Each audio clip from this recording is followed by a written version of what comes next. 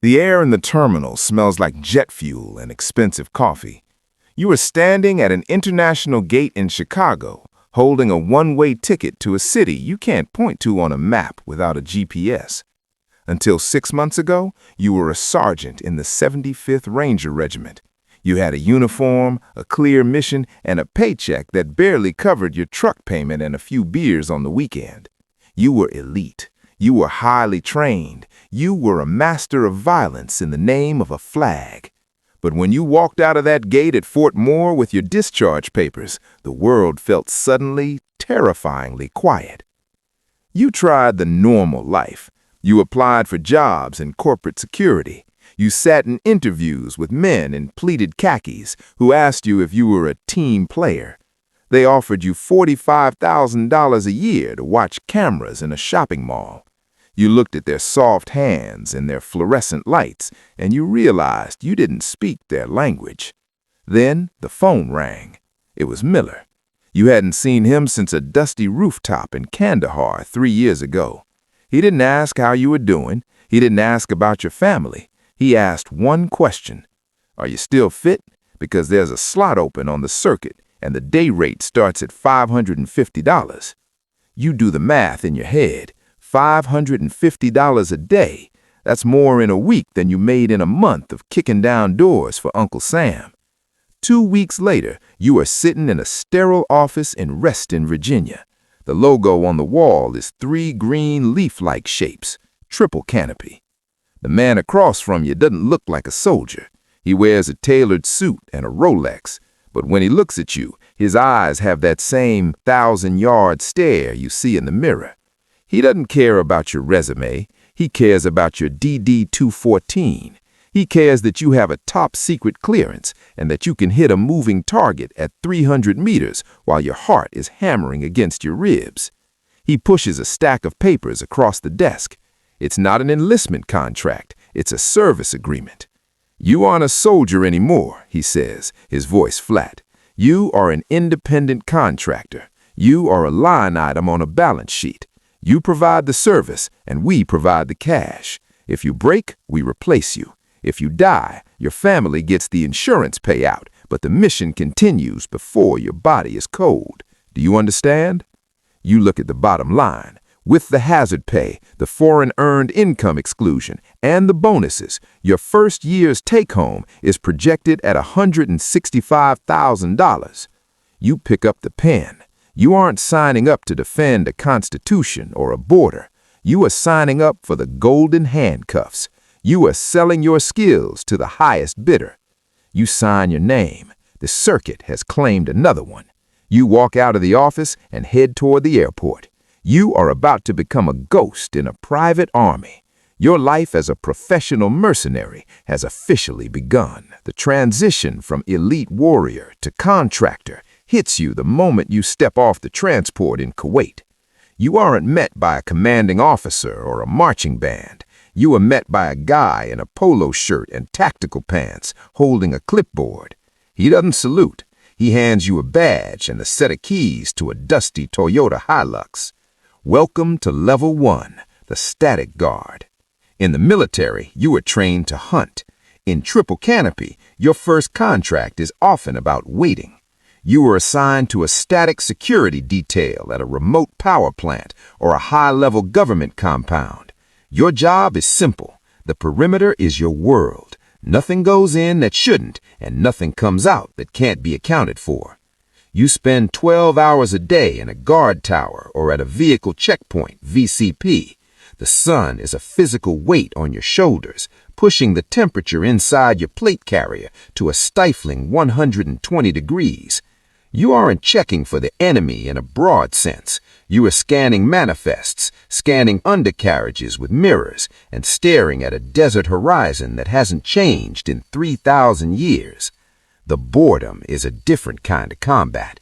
In the Rangers, you lived for the hit. Here, you live for the relief. You realize quickly that you aren't being paid for your courage. You are being paid for your presence. You are a physical deterrent, a human insurance policy. You live in a containerized housing unit, a CHU, a shipping container with an air conditioner and a twin bed. Your social circle consists of 20 other guys just like you, former Marines, SBS operators, and French legionnaires. You all have the same scars, the same cynical jokes, and the same reason for being there. On payday, you log into your offshore bank account. You see $14,000 deposited for a single month of work.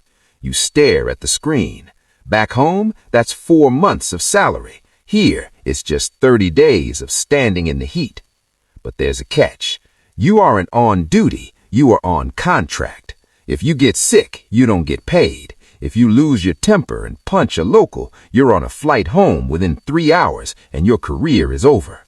You learn to swallow your pride. You learn that the customer is always right, even when they're wrong. You're a static guy now. You're at the bottom of the PMC food chain. But as you watch the high-threat teams roll out of the gate in their up-armored SUVs, covered in dust and carrying specialized gear, you know where you're going next. You just have to put in your time on the wall. The static life was a grind of boredom and heat, but your performance on the gate didn't go unnoticed. Your supervisor saw that you didn't crack, that your gear was always clean, and that you followed the SOPs, standard operating procedures, without complaining. One morning, he taps you on the shoulder. Pack your kit, he says. You're moving to the run. Welcome to Level 2, the convoy escort. This is where the private in private military company starts to feel really real. You aren't guarding a fence anymore. You are protecting the lifeblood of the contract, the logistics. Millions of dollars in fuel, food, and high-tech equipment moving across red zones, territory where the local government has no control and the roads are owned by whoever has the most firepower. You are assigned to a PSD for a logistics convoy. Your office is now an up-armored SUV reinforced with steel plates and ballistic glass so thick it distorts the view of the world outside. You sit in the hot seat behind a heavy machine gun or a modified rifle, scanning the overpasses, the trash piles by the road, and the stalled cars that could be packed with explosives. In the military, you had air support. You had a quick reaction force 10 minutes away. You had a medevac chopper on standby. Here, you have your teammates and a satellite radio. If things go sideways, the company's first priority is asset preservation. That means the cargo and the personnel. You realize that in this world, speed is your only armor. The run is a psychological game. You drive for 8 hours straight. Your adrenaline spiked so high you can taste copper in your mouth. Every bridge is a potential ambush. Every crowded market is a bottleneck. You learn the language of the road, how to nudge civilian cars out of the way without stopping, how to read the body language of the locals, and when to go firm and prep for a fight. Your pay jumps again. You are now clearing $18,000 to $20,000 a month. You start seeing guys buy properties back home in cash. You see them scrolling through catalogs for high-end watches and sports cars during their downtime. The money is becoming an addiction. But the cost is rising too. You've seen 3 burnouts this month, guys who couldn't handle the constant hypervigilance and just walked away. You've had a close call with an IED that cracked your ballistic glass but didn't shatter it. You didn't tell your family. You told them you were doing office work in a safe zone. You are no longer a static guard. You are a mobile operator. You've proven you can handle the stress of the road. Now you're looking at the guys in the high-threat suits, the ones who protect the VIPs. That's the next level. That's where the real money is. You've survived the long, dusty miles of the convoy runs. You've shown you can keep your cool when the roadside trash looks like a bomb and when the traffic turns into a trap. Now the company moves you into the diamond. You trade your dusty camouflage for a crisp polo shirt, tactical slacks, and a low-profile vest that fits under a suit jacket. Welcome to Level 3, the Personal Security Specialist, PSS. In the world of Triple Canopy, this is the prestige track. You aren't protecting a truck full of frozen food anymore. You are protecting a human being, a U.S. ambassador, a high-ranking oil executive, or a construction boss rebuilding a city. This is High Threat Protection, HTP. Your life is now a game of the bubble. You and your team are a moving shield. You spend hours studying routes, identifying safe havens, and memorizing the floor plans of every building your principal enters. You learn that the best gunfight is the one that never happens, because you saw the threat 3 blocks away and took a different turn. The pay reaches a new peak. You are now commanding a day rate that pushes your annual income toward $250,000. You are essentially a concierge with a carbine. You open doors, you scan crowds, and you stand in the corner of meetings where billion-dollar deals are signed. You see the world through the tint of armored glass and the lenses of expensive sunglasses. But the pressure is suffocating. If a truck gets hit, it's a logistics loss. If your principal gets hit, it's an international crisis. You lose the freedom of the soldier. You can't just react. You have to anticipate. You spend 16 hours a day on your feet, your eyes never stopping, your hand always inches from your sidearm. Your normal life is a memory. When you go home for your month of leave, you find yourself clearing your local grocery store. You sit with your back to the wall in restaurants. You look at your old friends and realize they are worried about lawn care and sports scores, while you are worried about the X, the kill zone. You have the Rolex now. You have the specialized gear. You have the respect of the younger guys on the gate. You are a Tier 1 contractor. But as you watch your principal board a private jet back to the States, while you stay behind for the next rotation, you start to wonder who is actually in charge. You've mastered the field. Now you're looking at the air-conditioned offices in the green zone, the guys who don't carry rifles, but carry the contracts. The transition from the field to the office is the hardest mile you'll ever travel. One day you're adjusting your holster in a mirror. The next, you're adjusting a tie. You've traded your carbine for a laptop and your night vision goggles for spreadsheets. You aren't on the team anymore. You are the one who builds them. Welcome to Level 4, the Project Manager. In Triple Canopy, the Project Manager is the bridge between the grit of the desert and the polish of the corporate headquarters. You are responsible for a specific contract, perhaps a $50 million protection detail for a regional embassy or a security sweep for a multinational oil refinery. You no longer worry about a single IED. You worry about the liability of 200 men, 50 armored vehicles, and thousands of rounds of ammunition. Your day starts at 04 with sit reps from your team leaders. You spend your afternoons in meetings with host country officials who don't always want you there, and your evenings justifying every dollar spent to a client who wants maximum security at minimum cost. You are a politician, a bean counter, and a legal expert at once. The money is different now. You aren't earning a day rate anymore. You have a corporate salary, performance bonuses, and stock options. Your earnings push toward the $350,000 to $400,000 mark. You are essentially a concierge with a carbine. You open doors, you scan crowds, and you stand in the corner of meetings where billion-dollar deals are signed. You see the world through the tint of armored glass and the lenses of expensive sunglasses. But the pressure is suffocating. If a truck gets hit, it's a logistics loss. If your principal gets hit, it's an international crisis.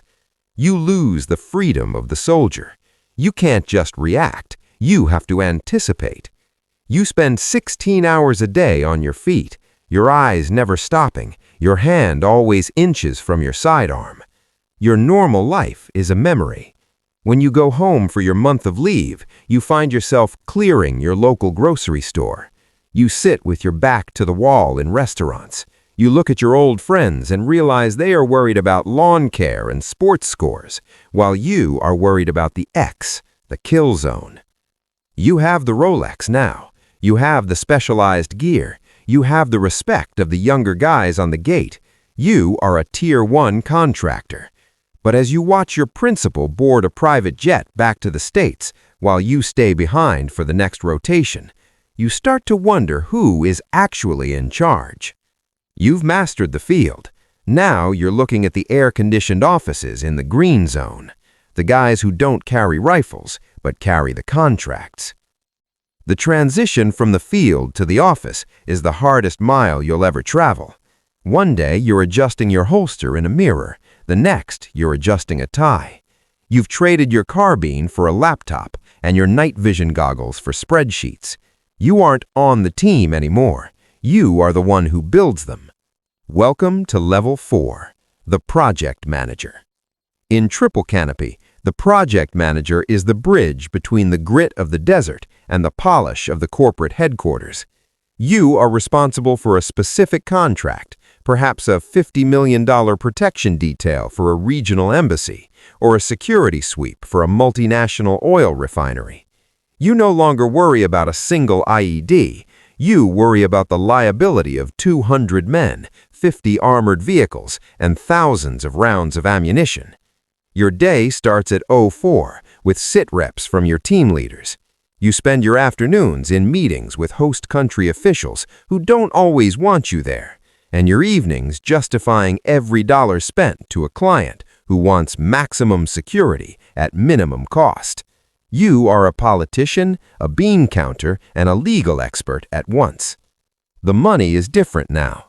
You aren't earning a day rate anymore. You have a corporate salary, performance bonuses, and stock options. Your earnings push toward the $350,000 to $400,000 mark. You live in a villa inside the green zone with high-speed internet and a private chef. To the guys on the gate, you are the suit. To the client, you are the man they scream at when something goes wrong. But the stress has changed its shape. It's no longer the sharp spike of a gunfight. It's the slow, grinding weight of responsibility. If one of your operators has a bad day and fires a shot he shouldn't, it's your signature on the legal fallout. If a contract isn't renewed, 200 of your brothers lose their mortgages. You carry their lives in your digital folders. You look at your hands. They're getting soft. You realize you haven't cleaned a rifle in 6 months. You spend your leave time in Dubai or London, but you spend the whole time on your phone, managing a crisis 3 time zones away. You have the golden handcuffs locked tight now. You've reached the upper echelons of the private military world, but the view from the office window looks a lot like a cage. The dust of the desert is 1,000 miles away now. You aren't in a CHU, an armored SUV, or even a regional villa. You are in a glass-walled office in Reston, Virginia, or perhaps a high-rise in Dubai. The logo on the wall is the same, Triple Canopy, but the scale has shifted. You no longer think in terms of teams or even single contracts. You think in continents. Welcome to Level 5, the Director of Global Operations, the Architect. In the hierarchy of the private military world, you are the one who moves the pieces on the global chessboard.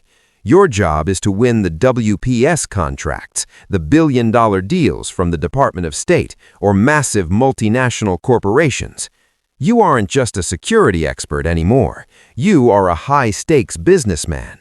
You spend your mornings briefing board members and your afternoons in closed-door sessions with government officials who don't exist on public payrolls. You are a politician, a strategist, and a seasoned lawyer all at once. The money has reached its peak. Between your base salary, executive bonuses, and performance incentives, you're clearing $500,000 a year. You have the house in the suburbs, the luxury SUV, and the prestigious title. To the outside world, you are a senior executive in international logistics. To the guys on the gate, you are a ghost, a name at the bottom of a high-level memo. But the architect carries a weight that would crush a younger man. You are the one who decides to bid on a contract in a country collapsing into civil war.